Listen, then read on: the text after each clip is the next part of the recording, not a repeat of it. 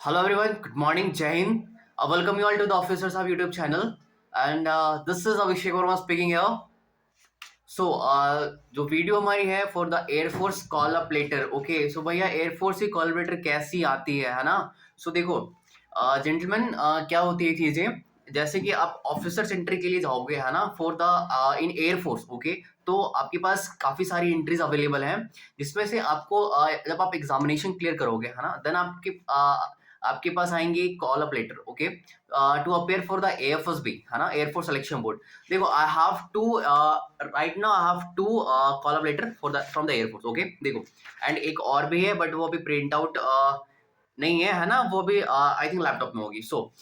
देखो ये दो चीजें इसमें होती क्या है, बेसिकली क्या है, स्टार्टिंग से career, here it is career air force है ना, Indian air force call up letter. Okay, so firstly आपकी नेम होती है स्टार्टिंग में and roll number wise registration number है ना, एंड देन आपकी कुछ आपकी एड्रेसेस होती हैं and then father's name, mother's name, date of birth and कुछ identification mark and then also आपकी जो कार्ड्स होंगी, वोटर आईडी कार्ड और समथिंग काइंड ऑफ की आधार कार्ड। ओके है ना, यू कैन से। एंड जो एएफएसबी सेंटर आपने चूज किया होगा है ना, जो एएफएसबी सेंटर जो आपने चूज किया होगा, 1 AFSB Dehradun, 2 Mysore, 3 Gandhinagar, 4 Varanasi and 5th Guwahati. Okay, तो उनकी आपकी लोकेशन होंगी अवेलेबल है ना, कंप्लीट एड्रेस होंगी, वहाँ की टेलीफोन नंबर, फैक्स होंगी एंड ऑल्सो मेल आईडी भी होगा, टेलीफोन होगा, फैक्स होगा। ओके, एंड मोबाइल नंबर होगा and in fact reporting time, dates, ये सारी चीजें अवेलेबल होती है इसमें।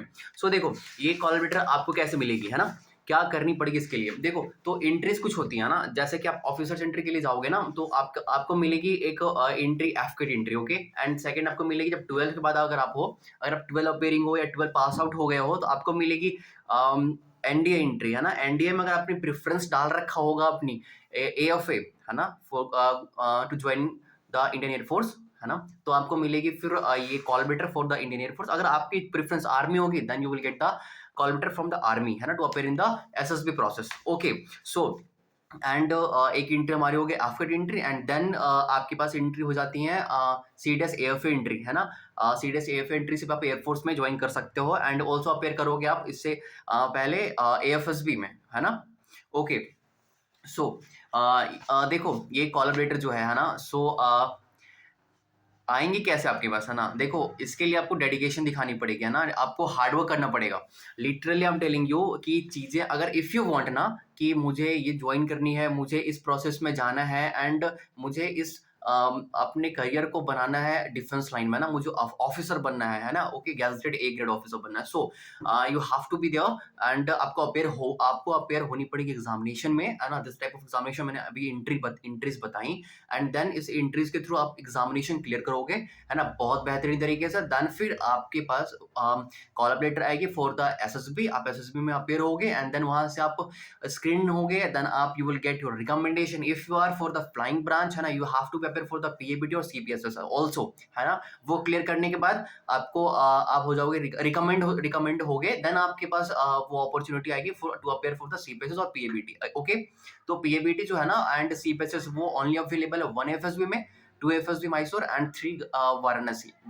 सॉरी 3 नहीं 4 है ना, 4 वाराणसी। ओके, 3 तो गांधीनगर हो गया, गांधीनगर में अवेलेबल नहीं है सीपीएसएस। इनफैक्ट गुवाहाटी में भी अवेलेबल नहीं है। कहाँ अवेलेबल है, ओनली देहरादून वाले बोर्ड पे, वाराणसी वाले बोर्ड पे एंड ऑल्सो द मैसूर वाले बोर्ड पे। ओके, सीपीएसएस वाली प्रोसेस। ओके, जेंटलमैन, देखो नेक्स्ट जो अभी ये चीज आपने देख ली, ये मैंने इसलिए दिखाया because of the ultimate motivation. जो इस फील्ड में नए हो, जो बिगिनर हो है ना, उनके लिए ये बहुत बड़ी मोटिवेशन है ना, कि ये आपके पास कैसे आएंगी, आपके हाथ में कैसे आएंगी। ठीक है, देखो चीजें हो जाती हैं है ना, करने से हो जाती हैं, आप करके तो देखो एक बार है ना, कंप्लीट एफर्ट अपनी पुट इन करो। ओके, अभी एग्जाम रिसेंटली एफकेट नोटिफिकेशन रिलीज किया हुआ है। ठीक है, एंड इनफैक्ट वैकेंसी भी बहुत अच्छी है ना, बहुत अच्छी आई है एंड आप उस पर क्या कर सकते हो, फॉर्म फिलअप स्टार्ट होंगी, देन वहां से 17 को फॉर्म फिल कर सकते हो एंड एग्जामिनेशन आपकी डायरेक्टली शेड्यूल्ड है 31 जैन को। It means you have only 2.5 month, that is it है ना, ज्यादा आपके पास टाइम है नहीं है ना।